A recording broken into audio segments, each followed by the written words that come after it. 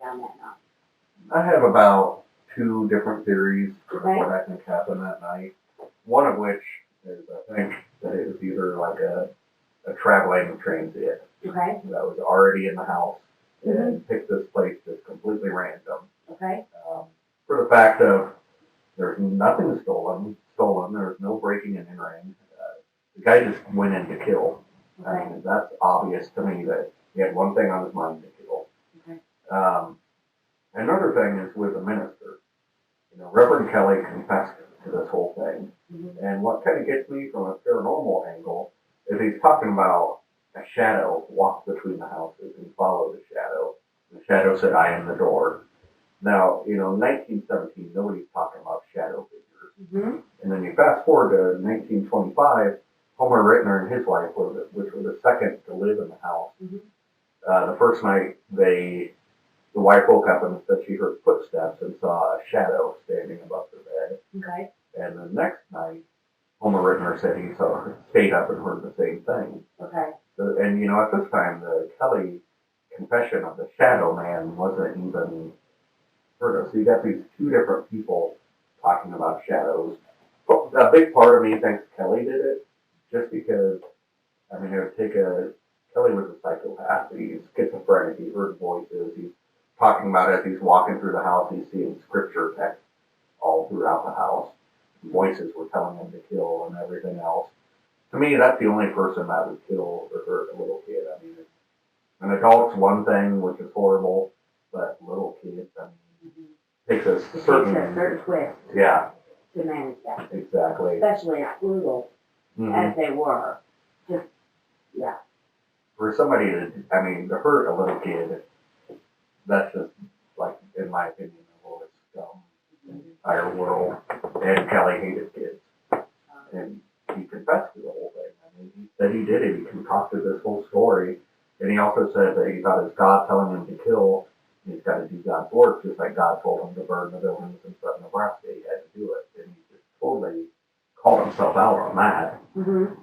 But I think that a psychopath, for a psychopath to kill is just like wadding up a napkin and throwing it in a paper towel. They don't, they have no remorse, no thoughts like that we do. Mm-hmm. And during the Kelly trials, he's, quoted as to being bawling and sobbing like a little baby. They said it's a pitiful sight. Mm-hmm. Now, the flip side is if he did this and he was that psychopathic killer, would he be bawling during the trial or would he just be stone cold? So I'm kind of torn right now. If you would have asked me a month ago, I would have swore up and down Kelly 100%. But and now you have reservations. I have some doubts on Kelly. Part of me thinks he's just a big mouth that got himself in a lot of trouble by running his mouth and telling lies. Yeah. And I see what you're saying, because if he was psychopath and schizophrenic. But now there are documents from he did have the tests and stuff in the records that shows that he wasn't being schizophrenic. Mm-hmm. And he ended up in a mental home after this in New York. Got out at the age of 60, tried signing up for the draft, and he's 30. So it's still, obviously, he wasn't on the good mend when they let him out. Exactly. And okay. He's bragging about this, afterwards. He's jailed many times afterwards and bragging about killing people in Villisca. And part of his confession, he would say, "I'm a minister. I never hurt anybody. I'd never do any of this. If you're telling me I did it, I must have done it. I don't know what I do during these spells I have." Okay. Almost like, and he said, he said that he didn't even realize he did it till the Tuesday after it. So, maybe he was out of it. And then the paranormal flip side, you get this, what's this demon shadow, part of his confession, he goes, I've always been crazy, but I've never done anything beyond my own control, indicating something was forcing him to do this. That is his mark. And you talk to people that, have supposedly possessed or whatever, I even hate using that term sometimes. I think it's overdone. Yeah. But, you know, in a haze, he sees the shadows forcing him to kill almost. He doesn't quite remember it. He doesn't know if it was a dream or real life. I don't know. I mean, a lot. That's really ironic because, like I said, I haven't read the book, and it's going to be, you know, questionable to other people how much I know about the situation. But just talking with you now, when I talked with Marty, when he asked me before we go there, what is your opinion of what you get? And I told him, I said, you know, the minister, to me, I feel like he watched it, like kind of voyeuristic, like he watched it. But there's this other thing in this house that's, to me, what I would call non-dimensional. And I felt it very, very strongly in the attic. And it felt like it was throwing, like I tried to explain to them what I was seeing. It was like if I was smoking a cigarette and I blew the smoke at your face, but it came at you black. Mm-hmm. So here's this black, like, mass shadow that kept trying to cloak me so that I couldn't pick it up in the attic.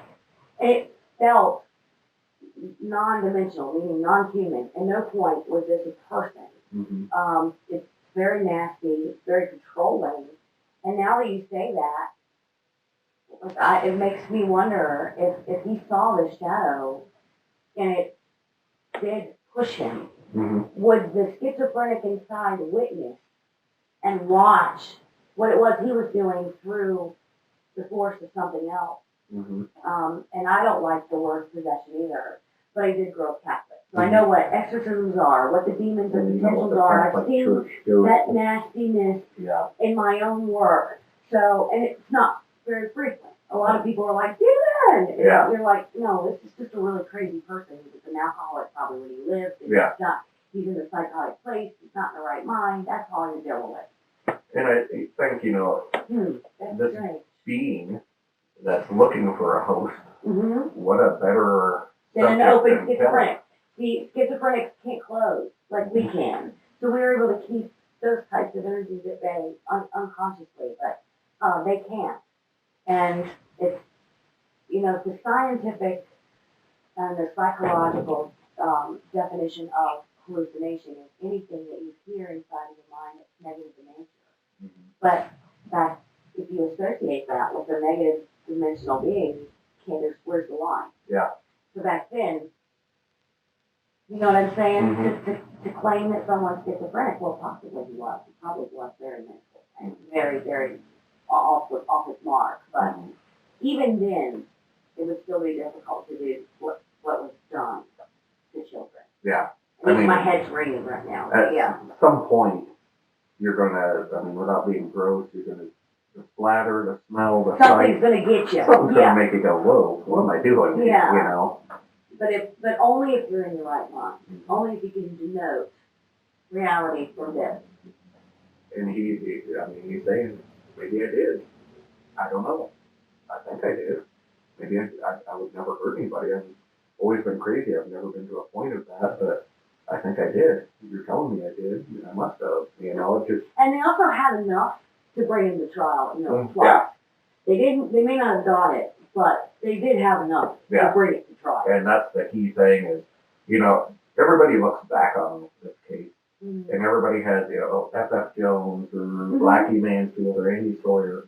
Well, the detectives back then knew what they were doing. I mean, they were smart people, and all this evidence of all these other people were taken to judges and the district attorneys and knocked out and thrown out because there was not enough proof. But for him, they were able to get it twice. So that says a lot too. Yeah, exactly. That says a lot too. And also the admitting that there were dead people in the list that morning before they were found. That's another key that I caught on to. The bloody shirt being turned into the dry cleaner.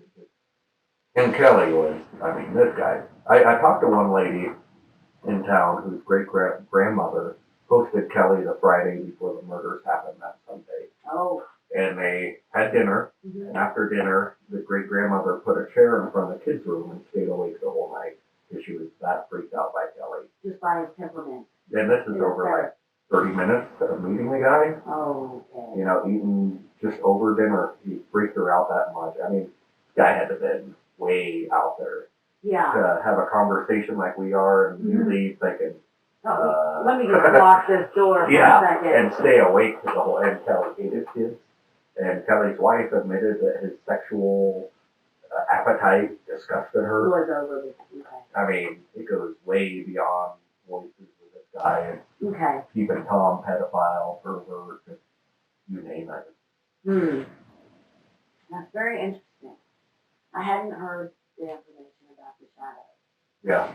I didn't know that prior. Like I said, I try not to read but so much. I knew the basics, but I didn't know that. That's what gets me is, and I've reread that a million times, thinking, no way. But yeah, a shadow, you saw a shadow man walk between the houses. And the shadow said, I am the door, which is creepy. And what I felt in the house was not normal, not what you would, not your typical paranormal haunting. Yeah. Somebody's dead uncle or somebody's distant. This guy fell off a bridge, and it's usually not this type of feeling. I have trouble believing the kids are even in there, honestly. I've tried playing with the kids a million times, and I'm guilty of starting this whole theory of the killer being in there, but that's not what I started. That got twisted by some of the TV shows and stuff. Yeah. They like to do that for me.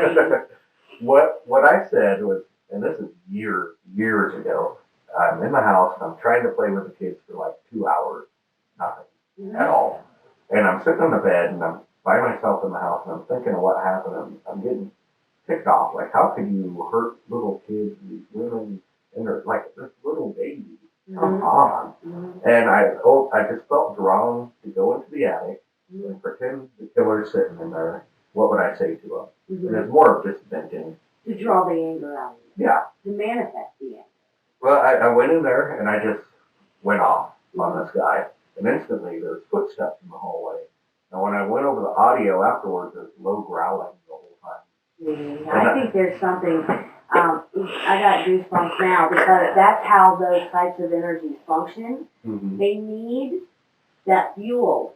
So they put these things in your mind to make you be angry, to give it. And then you do. So you go up there and now you've vented all this anger and you gave it enough energy to manifest physically by walking in the hallway. And I know recently we did an investigation at St. Albans Sanitarium, and there's supposedly a little boy. And I've been there twice, and both times I've said, that's not a little boy. Yeah. That is an older, crazy man who wants to talk to you and has realized that you are more likely to talk to a little boy than an old, crazy man. Exactly. So he's going to keep pretending like he's a little boy because more of you are going to continue to talk to him. Yep. If he came out and made you think he was a crazy man, you're going to go down the other hallway and look for the little boy. Yeah. They do that. And that's just a regular crazy person. That's not a non-dimensional energy. Non-dimensional energy is way more intelligent than we give it credit. That's what I thought. I bet you whatever that is in there is just pretending to be whatever to suck people in. To get their energy. Yep. So when you heard those growlings on your recorder after everything, how did you feel? I've been a hunter my entire life. My whole family has. I know animals. I've been countless days in the woods by myself. And this wasn't an animal growl. This was a low, like, guttural. Like a different wavelength. It's coming off of sound that doesn't exist. Yeah. And my thought at this point was, whatever this is, and I said in my head, inhuman evil. And it probably just seeps into the walls and the floors of this place and is pretending to. Everybody comes in here wanting to know the golden question: who did this? Who did it? And I've asked that a million times, and I've gotten every possible suspect on EVP that you can imagine. Every TV show gets a different answer. It's just massively evil. Just hearing whatever it thinks you need. Cool. And then people get drawn into this place. They come again and again and again and again. I've had people stay 20, 30 nights in my house. Because it catches you. I've done well over 300. I was obsessed with this place. I mean, they're constantly, and it started affecting my my moods and stuff, and I'm done. That sounds very, very familiar to the type of energy that I kind of got. I told Marty when we did our walkthrough, as soon as you take that last step upstairs, it's like, Yeah, like your feet are bricks. yeah. And when I came outside, I was walking down the ramp because it's so intense up there. Then when you come outside, as soon as I was walking down the ramp, I felt like, you know, when you're working out and your legs are like noodles now. Mm-hmm. And when you're walking down that ramp, it was almost like I couldn't feel the ramp underneath my feet. Yeah. Like I still had no legs. It was so bad. So that's very interesting. That gives me a different view of how I plan to hit the house. And it's neat to, you know, we've never talked about this I have ever. not, no. And have the same idea. Yeah, because that's what I told Marty. To me, it felt like if I connect kind of with Kelly's consciousness, his spirit, I can see it feels more like he watched it. I can't quite lock into the fact that he did it. If he did do it, but it was under the influence of something stronger than him, it would be more like he watched it, Mm-hmm. not that he did it. Yeah. So, and whatever it is that was up there was trying to cloak it, was trying to hide, kind of, from me. Mm-hmm. And put me in that cloud so I couldn't get it, which is generally what they try to do. They don't want me to know what they're up to, but they do that. But I am curious to see. Yeah, and you know, Interesting. I've noticed when I changed my mindset Mm-hmm. of, you know, I'm not gonna, and just in life in general, nothing bugs me. I'm happy all the time, and I'm not gonna feed into arguments with anybody. It's just ridiculous. Mm-hmm. Like, The effect is gone. yeah, and I'm like, Because it can't. It Yeah. needs that to lack it. yeah, Okay. Yeah, that everything that you're describing is like kind of perfectly aligned with what that would have been. I wouldn't call it a possession, but I would say that it's definitely a controlling issue. yeah, And if it was a susceptible person to a point where there was enough control, mm-hmm. then it definitely was that. Yeah. I look forward to what you pick up on the rest of the night, what you guys find throughout your visit. Yeah, because he's probably not going to like me then. Yeah, hopefully. He's not going to like me very He'll much. give him hell. I plan on that. That'll be fun. Okay, well, thank you so much for taking the time Anytime. to stay and answer these questions, because that really does give me some more info on what I was getting. I was so confused. I was like, I don't know, Marty. I don't know what's going on right now. But that does clarify quite a bit. Thank you so much. No problem. I Thanks for coming. greatly appreciate it.